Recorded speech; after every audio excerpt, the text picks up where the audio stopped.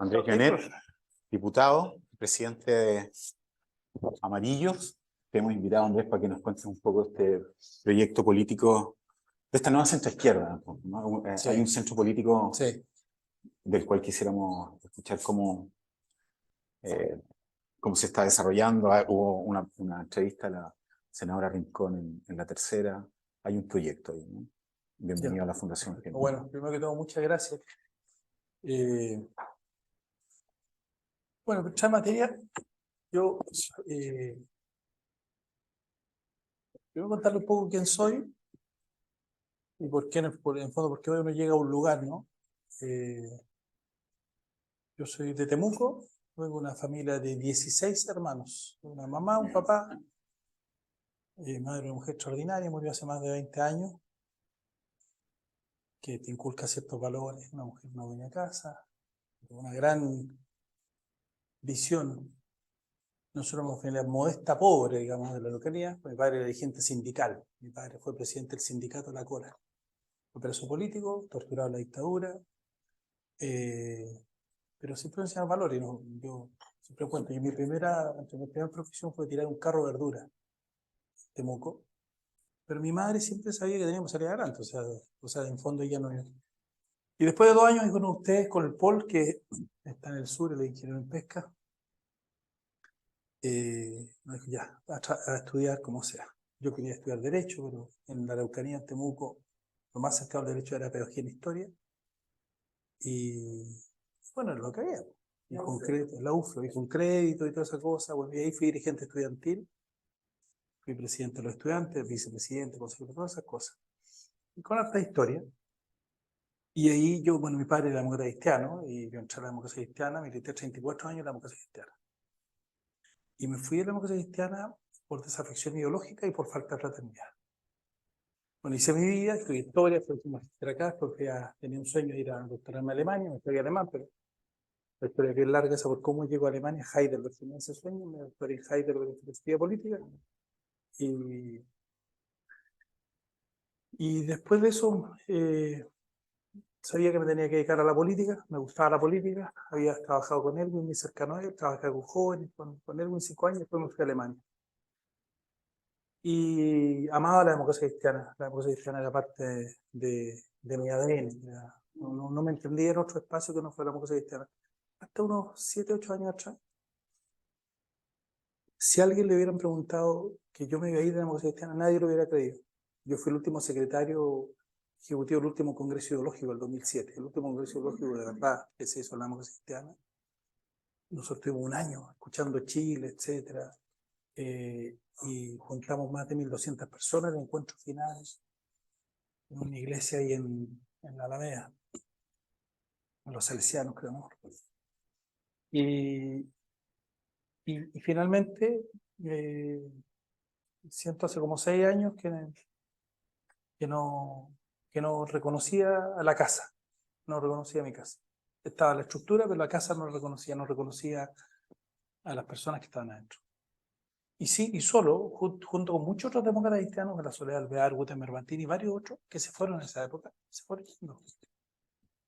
Y una gran pena, porque en el fondo la historia de la democracia cristiana tiene mucho que ver, sobre todo en la reconstrucción de la democracia en Chile, ¿no? Con Elwin en adelante. Además, entre otros, usted sabe que Jaime Guzmán tuvo punto de la democracia cristiana. ¿Saben esa historia, no? La voy a contar, es un paréntesis. Les voy a contar la historia. El año de haber sido el 67-68, Claudio Rego padre, en la Católica, le dice a Jaime Castillo Velasco que tenía un muchacho joven, que era Jaime Guzmán, que podría entrar a la democracia cristiana, y fueron, hablaron. Algo pasó ahí que finalmente Jaime Guzmán no entra a este círculo, ¿no? Con Jaime Castillo, en fin, y ahí crea el gremialismo en esa época. Si no, tal vez hubiera sido demócrata cristiano, otra serie de historia. Ayer alguien se lo decía, le dije que venía para acá. Bueno, pero en fin. Ahora, yo sigo siendo humanista cristiano, me considero humanista cristiano, bueno, seguí haciendo un poco, hacía clase en la Universidad Católica, vino la pandemia, Y me pasó un día, antes de la pandemia, perdón, antes de la pandemia, que yo voy mucho al Presa Bio Bio. Me gustan los anticuarios, los libros. Entonces, voy mucho allá.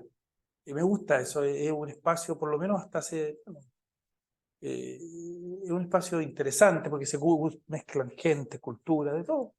Y hay cosas interesantes que de repente uno encuentra. Y ahí me paso 7, 8 horas, 10 horas. Generalmente voy solo. Y es una cuestión muy interesante porque un solo acompañado, porque hay mucha gente, y voy conociendo a la gente ya. Pinturas, compro cuadros, bueno. Y ahí estaba el libro de Mayol, de este sociólogo, y me siento, era un libro, me pongo a leer el libro, sí, me estuve media hora mirando. Y la verdad que el libro no era malo, era muy malo. Era malo, era un panfleto, si eso es cierto. Escribía, ahora que los helicópteros pasan por arriba de mi departamento, decía, siento fuera las protestas. Pero sigo pasando ahí, y justo hay un aparador, y me veo al espejo y digo, bueno, pero tú no estás escribiendo. Y en ese tiempo me senté cerca de 8 o 9 meses a escribir este libro, que se llama Golpe al Estado, el octubre chileno, que lo editó Alejandro San Francisco. Alejandro San Francisco es un tipo que piensa, no exactamente como yo, pero yo confronto con él. Entonces, confrontamos y sacamos este libro. O sea, es un libro de 355 páginas y está en venta, creo, en venta, no está en venta en Buscalibre. Alejandro, un muy buen editor, pero un muy mal asesor comercial, porque nunca ha visto un peso. Y usted sabe que para publicar un libro no tiene que poner plata, y puse mucha plata, mucha plata, mucha plata. No, está en venta en Buscalibre y ya está todo vendido. Me dice, ¿y cómo va? No, ya se vendió todo, bueno, pero no, es que estamos financiando tesis para los jóvenes, no sé qué. Siempre me dice así, me deja tranquilo con eso. Pero la verdad, está lo mismo. Sacamos este libro y este libro, bueno, es un libro que relata cómo llegamos, qué pasó, qué pasó cómo llegamos el 18 de octubre. Y ahí porque además empiezo a ver qué pasó adentro, y yo creo que de alguna manera, y Alejandro lo dice, este libro más o menos relata, es un libro bien empírico de ciencia política, es un libro, no es un relato, pero juega con hartos elementos, ¿no? Tengo algunos relatos, por ejemplo, una señora La Pintana que sufrió tremendo, se nos olvida mucho lo que pasó en ese momento. La gente de las poblaciones sufrió mucho porque le iban a robar a sus casas, iban a orden, además el narco ya estaba metido. Entonces, claro, había cosas que no queríamos ver. Eh, hay una cuestión que no desarrolló mucho en el libro, pero porque sentí que no estaba, pero era para otro, que el tema del anarquismo, que está muy instalado en Chile. Me sirvió la pandemia, ¿no? Entonces estaba todo el día sentado más o menos de las 8 de la mañana, y soy muy metódico, así escribí mi doctorado en Alemania, imagínense. De 8 de la mañana a 8 de la noche todos los días, y después de 8 ya hacía otras cosas, y para que mi mente era de un asado el domingo de estancia. Ponía una canción además de Bruce Springsteen, que es Serenata de Nueva York, que dura 18 minutos, y y eso me generaba concentración, en el año 1973. Y bueno, y ahí en el fondo, por ejemplo, cuento en este libro que hubo 500 ataques a las comisarías de Carabineros, que esto primero, a ver, que lo peor es contarnos cuentos. Esto no fue planificado, les quiero decir al tiro. O sea, lo demostrado empíricamente, no, que Venezuela no. Lo peor es cuando uno se hace trampa al solitario. Esto es mucho más prosaico. Esto era un grupo de chiquillos que estaban metidos en las estaciones de metro. Había un sentimiento también de sazón por varias frases, porque había además un gobierno muy soberbio. Un presidente que era un presidente mundial. La ministra vocera decía que ya Piñera era un presidente mundial. No se olviden que el presidente Piñera lo dice en el libro.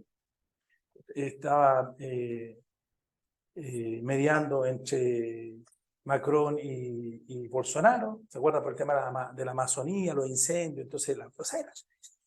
Y los ministros decían, no, váyanse cuando se van temprano al consultorio, bueno, porque va a comadrear, no sé cosas, el otro hay que comprar flores, no sé. O sea, había una soberbia también de un sector de la clase política, y una oposición además que no estaba entendiendo su rol, con un grupo emergente de jóvenes que lo trata este libro, ¿ya? De una irresponsabilidad, porque en el fondo vienen también de una élite, ¿no? Y que tiene muy poco cable a tierra. O sea, muy poco que valieron. O sea, el daño que le hizo el estallido social al país, yo creo que el libro algo lo retrata, o lo relata. Por ejemplo, el eje Providencia-Alameda sufrió una pérdida de 150 millones de dólares. Valparaíso, otros 200 millones, pero lo que nos costó esto, yo, o sea, no puedo definirlo, pero por lo menos 10.000, 20.000 millones de dólares, no sé, algún día hay que alguien, un economista, que se ponga a sacar cuenta de todo lo que significó y todo lo que significó hasta el día de hoy, ¿ya? Porque solamente en el metro de Santiago fueron 300 millones de dólares. Lo que nos costó reparar el metro, el mejor metro de Sudamérica, uno de los mejores del mundo, el metro más largo de Sudamérica. Ahí aquí está todo eso, considerado dentro de los transportes públicos más mejores del mundo. O sea, el metro nuestro de Santiago es un orgullo, la cantidad de kilómetros que tiene. Pero nos destruyeron el metro. A esta señora que yo cuento, de La Pintana, ella sacó a su hijo adelante que estudió en INACAP vendiendo sanguchitos fuera del metro. No es ilegal, es informal. Me meto en el tema de la informalidad también, que no es lo mismo que la ilegalidad, ¿no? Y así sacó su hijo adelante, pero ya alguna vez que le quemaron el metro no pudo hacerlo. No sé, ¿me entiendes? Entonces, eh, pero también con un problema del presidente Piñera, en paz descanse, de falta de autoridad política. Ahí pongo, por ejemplo, a John Rawls, y John Rawls en su libro Teoría de la Justicia, hay una cuestión que él habla de lo que es la autoridad política. La autoridad política no es ser diputado, ser alcalde, ser no. Es una cosa que tiene que ver cómo tú ejerces el poder. No significa autoritarismo, significa autoridad. Cuando Elwin dice civiles y militares en el Estadio Nacional, que seguramente habrán escuchado esa frase, bueno, eso es un acto de autoridad política. Ahí tú dices, aquí va a haber un presidente que va a mandar, de verdad, que más allá de las pifiaderas y todo eso. Pero al presidente Piñera le faltó eso.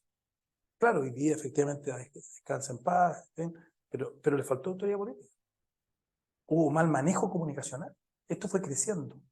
El presidente con una medida que hubiera dicho, mire, ¿saben qué? El metro a partir de tal día, que se lo dijo incluso la ministra de Transporte, le cobra 100 pesos a los adultos mayores, sea quien sea, o 200 pesos, o es más bajo, es verdad, pero una medida así, no populista, sino que objetivamente en justicia, porque también el mundo, las personas mayores han hecho un sacrificio para llegar a lo que llegamos. Chile era un país en 1990 que era el número 6 en América Latina. Y el año 2000 pasamos a ser el primero. O sea, nosotros mirábamos a Argentina como un país casi desarrollado, Venezuela, ¿para qué decir? Venezuela es un país riquísimo en 1990, tiene todavía la mayor reserva de petróleo del mundo. Entonces, Chile se transforma, pero ese costo también alguien lo asume. Y fue fundamentalmente la generación anterior, mi padre, los padres, no sé si. Entonces, hay medidas que no cuestan mucho. ¿Cuánto le hubiera costado esa medida al metro de Santiago? En el orden de los 15.000, 12.000, perdón, 12 millones de dólares al año, o 12.000 millones de pesos, está más o menos todo eso, para tomar decisiones políticas en su momento. Entonces el presidente Piñera dice, no, lo que pasa es que yo en marzo del 2020 dice, yo no tenía la cantidad de carabineros para resguardar todas las estaciones de metro. Eso es falso. Primero, el presidente no puede decir eso. Porque el presidente tiene que mostrarse, no tenemos carabineros. Entonces, ya en ese minuto no teníamos carabineros. Cuando movimos Celestino Córdoba, no les puedo decir la cantidad de carabineros que había. Cuando desalojé la CONADI, yo era intendente de la Araucanía y me tocó llegué a la CONADI, estaba tomada, ¿no? Y nosotros rodeamos Temuco Carabineros, pues sabíamos que cuando ocurriera eso iban a venir. Rodeamos Carabineros. Pero les puedo decir que tenía más carabineros porque el presidente Piñera dice que no tenía esa capacidad para resguardar. O sea, tenía la capacidad. Pero es un tema de entender lo público, cómo funciona, la autoridad política. Entonces se cometieron muchos errores respecto de cómo enfrentar un conflicto que fue increciendo. Esa noche parte el libro, ese día, el libro parte así, a las 5 o 6 de la tarde el metro cierra, porque el presidente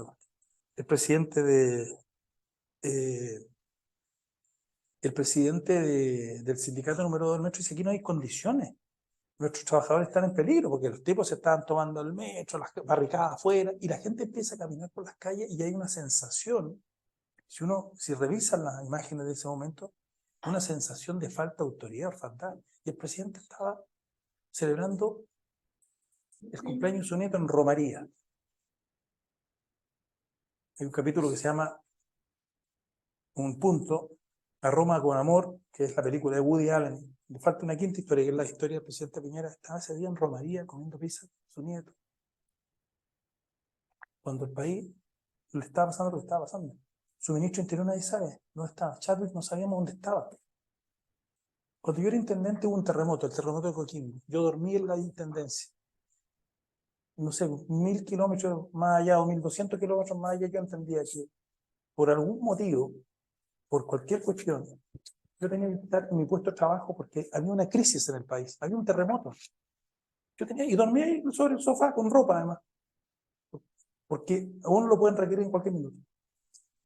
El tema del Estado es entender que el cargo público es un privilegio y que cuando uno lo puede ejercer, tiene que hacerlo lo mejor que pueda, porque esa es la gran oportunidad que tú tienes en la vida, que puede durar 6 meses, 1 año, 2 años, 5 años, está lo mismo.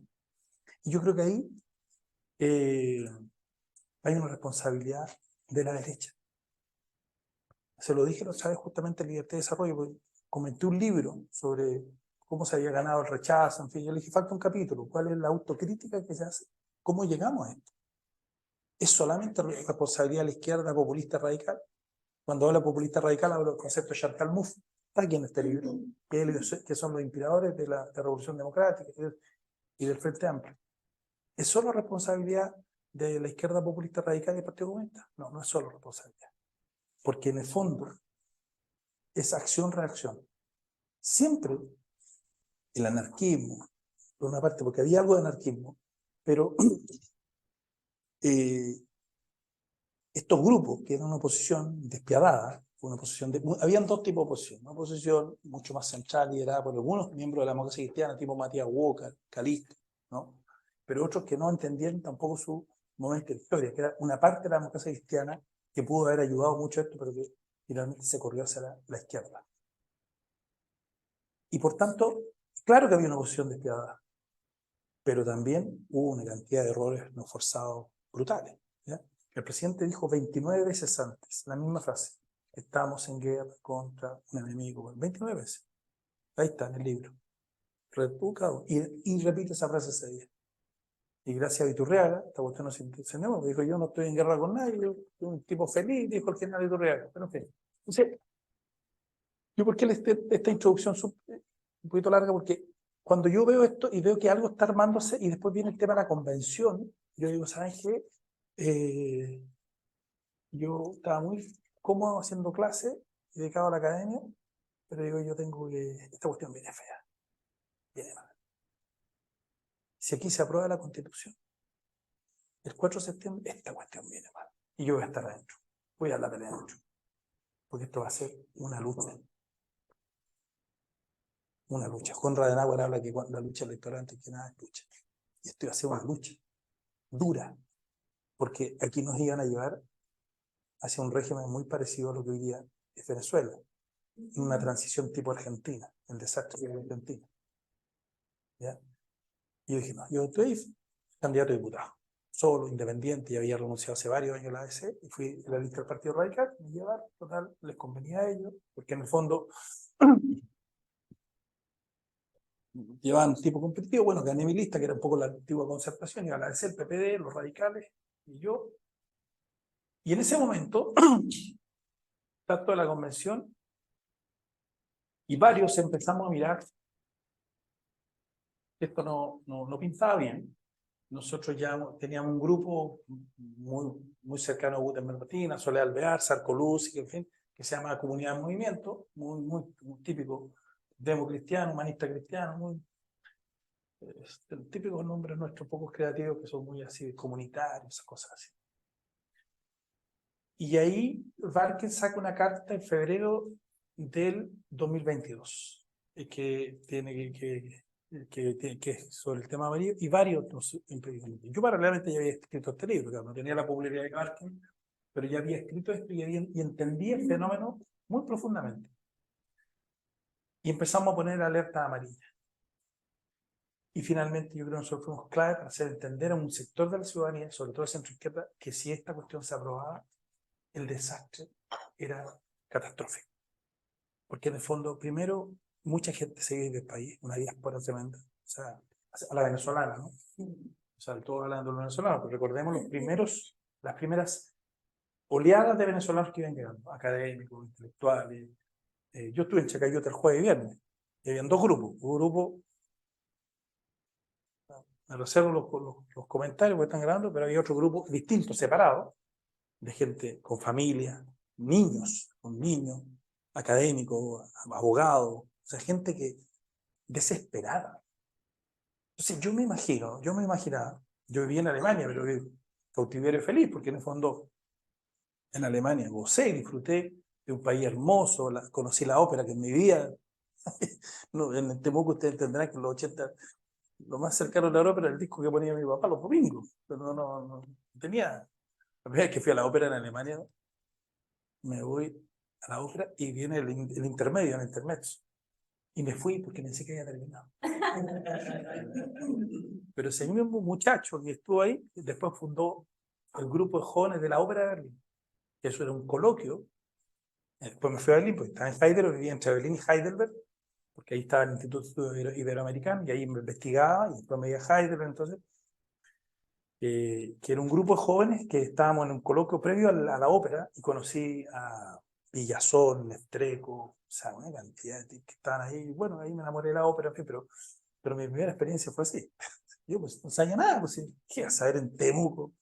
Bueno, entonces, no, yo lo que sentía es que la gente imagínense lo mismo que sienten los venezolanos, más allá de esta situación de los paros malos, en fin, este tipo dejó, abrió las cárceles y todo eso, y tiene una crisis en toda América Latina, no solo en Chile, en materia de seguridad. Si no salís de tu país, habiendo tenido todo, habiendo construido, tú puedes salir, yo me puedo ir el día de mañana porque decido, porque quiero ir a estudiar, o porque quiero ir a hacer clases, o porque finalmente ya me voy, pero yo decido, pero no porque el país te echa. Entonces, esta lucha que nosotros dimos fue una lucha ideológica además, porque un sector de la izquierda, de la centroizquierda, de la democracia cristiana, el Partido Socialista, todavía sucumbieron, capitularon a los principios fundacionales nuestros, que era la recuperación de la democracia. ¿Ah? Y nosotros no lo hicimos. Nos dijeron de todo, ustedes lo saben. Además, el nombre era poco atractivo. Y bueno, la historia cuenta que nosotros estábamos en el lugar indicado de la historia, y ahí decidimos armar un partido político. Un partido bien raro, porque ya no era tan atractivo, ¿no? De momento, los amarillos, ¿no? Hoy ya no es tan. Y armar un partido político es complejo, porque la política es la política, ¿no? Y la política tiene las mismas expresiones de la naturaleza humana, como Hobbes o como Rousseau. El hombre intrínsecamente bueno o el hombre intrínsecamente malo, como dice Hobbes, ¿no? Ahora bien, el hombre, pero la tesis fundamental de Hobbes es el hombre intrínsecamente malo. No le tiene fe al hombre. Entonces, en ese sentido, decimos ya, vamos a meternos en esta cuestión porque además tenemos que generar una expresión, porque si no esto se va a diluir. Y no ha sido fácil, es que decir, porque si estuviéramos en un extremo es mucho más atractivo. Siempre la tribu de un extremo te atrae mucho más, y que nosotros somos como agüita perra un poco. Estamos moderados, porque creemos en los acuerdos, porque no nos gusta gritar mucho y andar. El otro día el diputado Romero, porque nosotros nos abstuvimos en la censura, por una convicción democrática. Por una convicción democrática, esta cuestión no es el sheriff, a propósito del sheriff, esta cuestión no es de que no, hay que pensar en el país, hay que pensar en largo plazo, hay que pensar en la democracia, hay que pensar que o nosotros arreglamos esta cuestión, nos hacemos trampa al solitario, nos estamos dañando a nosotros mismos. Lo que nos pasó el 18 de octubre, lo que les dije adelante. ¿Quién es responsable del 18 de octubre? ¿Solamente la izquierda populista radical? No. Acción, reacción. Entonces, el otro día Romero sacó la mugre por Twitter. Lo agarro y digo, mira, Romero, y cuando tú quieras decirme algo, dímelo aquí, de frente. O en el hemiciclo, a mí me gusta debatir. Pero por el Twitter yo ni siquiera te voy a responder. ¿Por qué te voy a responder? ¿Cómo te voy a responder por eso? Yo no estoy en eso. La chapucería, que es lo que hemos ido llevando a la política. La política esa con parlante, así como cuando hoy día lamentablemente las poblaciones ponen el reggaetón y toda esa cuestión, un parlante, durísima. No, pues, nosotros no estamos ahí. La política de los parlantes, los extremos, que se retroalimentan. Yo lo veo en el hemiciclo. El PC al frente, el republicano, se dicen una cosa terrible. Y ambos se retroalimentan, se mandan unos videos a TikTok, a Twitter, con eso. Y eso no es la política. Probablemente no. Eso no puede ser. Porque nos dañamos a nosotros, nos hacemos trampa, porque primero no nos preocupamos los temas de fondo. Y porque en el fondo no estamos logrando buscar acuerdos, que es un poco lo que llaman, que un poco Elwin. O sea, Elwin no dirá lo que sea, pero después la historia lo reivindica. Primero deja un país, como decía mi abuelita, endilgado, ahí encaminado para mejorar las condiciones. Pero genera, nunca me olvidó, una cuestión que fue impresionante entre los dos Manuel Busto y Manuel Riesco, el presidente de los empresarios de la época y el presidente de los trabajadores. Los sienta a los dos y logra el gran acuerdo, porque Manuel Busto perfectamente le puede haber dicho, ¿sabe qué? Yo estaba esperando no sé cuántos años y los trabajadores requieren y necesitan ahora lo que han estado luchando. Y Riesco le podría haber dicho, mire, si esta cuestión, si los empresarios no funcionan. Y logró un gran acuerdo. Todos se acuerdan de otras cosas, pero el trabajo, ese trabajo entre los dos Manuel, que logró que los trabajadores postergaran muchas de sus legítimas demandas y que los empresarios entendieran que también tenían que jugar un rol no solamente de chorreo, sino que una cuestión también de compromiso con el país y de tratar de transformar nuestra industria y nuestra mentalidad y ser competitivos afuera. Y fueron las bases de lo que es este país en materia internacional. Este país fue el precursor en materia de acuerdos comerciales. A Frei, la oposición de la época le decía que tenía el Lampaz, ¿te acuerdas? Porque viajaba por todas partes. Y miren, Frei, calladito, hizo acuerdos comerciales, aguantó una crisis. Frei el joven, pero Frei hoy día mismo, cada vez uno dice, por Dios que crece su figura. Entonces, Amarillos es un poco esa expresión. En una transición, porque nosotros estuvimos con la centroizquierda, pero hoy día nosotros dialogamos con la centroderecha. Y obviamente no es fácil, porque es como un tren que va en esa dirección y de repente uno tiene que empezar a virar, y virar no es fácil. Y no es que nosotros nos derechicemos, pero yo creo que lo que va ocurriendo es una cosa, que hay un italiano maravilloso, que es un hombre de centro izquierda, que murió hace un tiempo atrás, Norberto Bobbio. Tiene un libro de derecha izquierda, un libro chiquitito, que es Razón y significado de esta disputa histórica. Y él dice que, plantea en su libro, que hay una cosa que la derecha ha ido asumiendo como liberal socialismo y la izquierda socialismo liberal. O sea, la izquierda no es la izquierda marxista, o los socialdemócratas no son lo que son. De hecho, ellos tuvieron la izquierda en el mundo, la socialdemocracia tuvo una transformación en el año 1959 en un congreso, en Bad Godesberg, donde decían retirarse del marxismo. Y por tanto se acercan hacia el centro. Bueno, nosotros jugamos en ese espacio. ¿Y por qué jugamos en ese espacio? Y con esto voy terminando. Jugamos en ese espacio porque además nosotros somos, como todos, muchos de los que estamos acá, herederos de la tradición de la Revolución Francesa, en el sentido de los tres conceptos fundantes de la ideología moderna y de la doctrina moderna, que es libertad, igualdad y... Sí, pero nosotros tuvimos 200 años sin fraternidad. 1789, 1989.